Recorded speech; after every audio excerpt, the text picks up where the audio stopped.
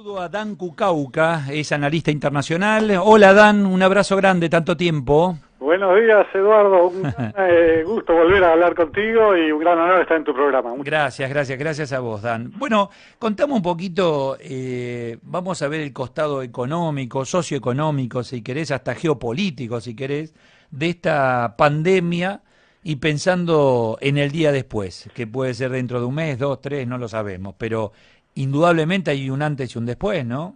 Sin duda, no Mm. un antes y un después, sino que va a quedar en los anales de la historia de la humanidad. Estamos hablando de una crisis que como mínimo, porque todavía no terminó, recién empieza quizás, tiene niveles superiores a la Gran Depresión de 1929, que seguimos hablando en todos los libros y en cualquier discusión. La caída del Producto Bruto Mundial, de la actividad económica del mundo, casi es sin precedente, y sobre todo también es sin precedente la violencia, la rapidez de esta caída, por supuesto, por su origen no económico, sino su origen, por supuesto, de la infección del coronavirus. O sea, estamos en una situación, no solo que hay un antes y un después, sino que va a redefinir o va a cambiar realmente la economía mundial por mucho tiempo. Por el momento lo único que se ve, por supuesto, es una gran caída, un gran parate mundial, una gran recesión muy virulenta. Se está hablando de que este año, hablo de pronósticos, por ejemplo, del Fondo Monetario Internacional, el Producto Bruto Mundial, que venía creciendo entre el 2,5 y el 3,5% anual, va a caer casi el 3% anual, 2,5 están calculando. Pero para Latinoamérica, por ejemplo, donde estamos, la situación es mucho más grave. Se calcula que va a caer el doble, casi el 5% el Producto Bruto de Latinoamérica, sin hablar de cada país en particular. Y eso se da porque Latinoamérica es más vulnerable que otros países a una crisis como la que se está dando. De la misma forma, hablando ya del futuro, los pronósticos más serios, aunque varían porque nadie tiene la bola de cristal exactamente, pero se pueden hacer proyecciones, la gente está hablando de que podría haber un rebote muy fuerte a partir del año que viene, y se habla de a nivel mundial un crecimiento del 2% para el mundo, para América Latina, y exactamente el doble, casi el 4% para el mundo. O sea, se está ante pronósticos muy optimistas hacia futuro, pero en el momento el pronóstico no puede ser más pesimista, con una profunda caída.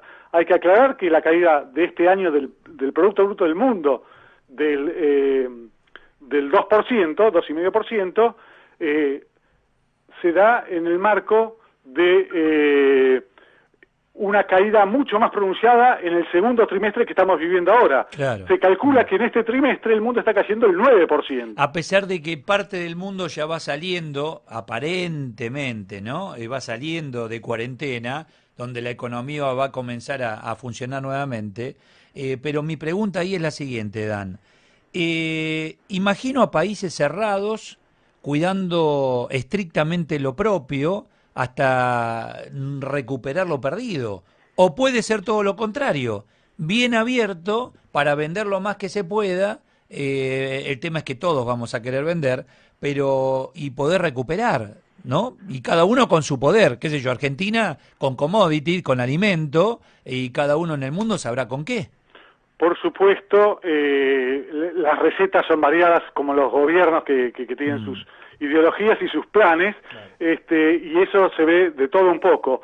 Pero sin duda es muy importante, porque en todos los casos, aunque haya más cerramiento internacional, que se lo está viendo, sobre todo en el comercio internacional, nunca va a ser un cerramiento demasiado fuerte. Es más que nada una tendencia. Va a haber más restricciones, porque el comercio internacional ocupa más del 50% del Producto Bruto del mundo. O sea, la gente no va a renunciar a su nivel económico. Eso se va a mantener sin la menor duda. El tema a discutir es cuántos se van a cerrar o cuántos se van a abrir. Hablando de eso, hay indicios de los dos casos, porque por un lado vemos países que están tratando de afirmar sus relaciones económicas internacionales. Sin ir más lejos, América Latina, el Mercosur, acaba de decir, los principales socios, menos la Argentina, que quieren acelerar al máximo los tratados de libre comercio con otros países, principalmente el Tratado de Libre Comercio, que es trascendental con la Unión Europea, que tenemos que tener en cuenta que... Pero ahí dice el gobierno argentino que ese punto ellos no lo tocaron.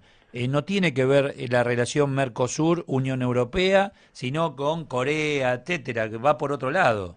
Sí, es verdad, eso dice el gobierno. Sí.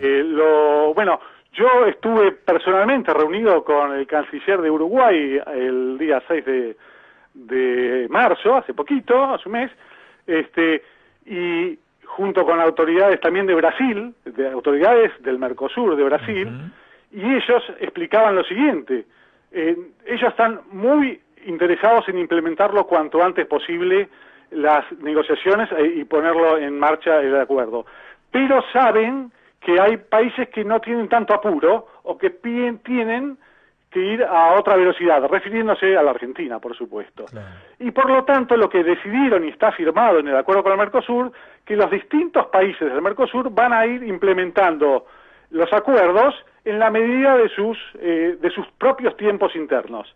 Lo que, eso es un lenguaje diplomático, significa que cada uno va a ir firmando y va implementándolo, y si alguien lo quiere, no lo va a hacer o va a tardar mucho más. El problema es que la Argentina da la sensación de que va a tardar más. Eso es lo que se está planteando un poquito en las negociaciones.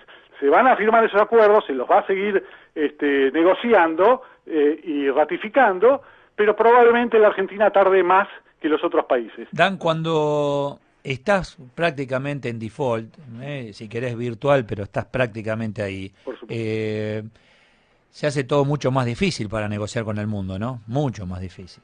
Pero se hace casi imposible. Claro. Hoy en día ningún banco del mundo va a prestarle a un país, y ya no hablo al gobierno argentino, hablo a las empresas argentinas, incluyendo las pymes, porque las corrientes financieras internacionales, las que llegan de los bancos a las pequeñas empresas, a inclusive los préstamos personales, se financian, se capitalizan con los flujos financieros internacionales, sin la menor duda. Por lo pronto, gran cantidad de los principales bancos del país son extranjeros, pero así que el hecho de que la Argentina esté en un virtual default va a afectar en forma directa, sin ningún intermediario, la capacidad de la Argentina y de las pequeñas empresas, de las personas individuales, y ni que hablar del gobierno, de tener capital de trabajo para poder desarrollarse e invertir. Todas las corrientes de inversión se frenan cuando no hay capital financiero disponible, porque todos necesitan financiación, es muy sencillo. Hoy en día las inversiones de contado con capital propio son pequeños porcentajes del total. Te mando un fuerte abrazo, Dan, y un gusto volver a charlar contigo. Muchas gracias. Mismo digo, fuerte abrazo. Gracias. Dan Cucauca, analista internacional.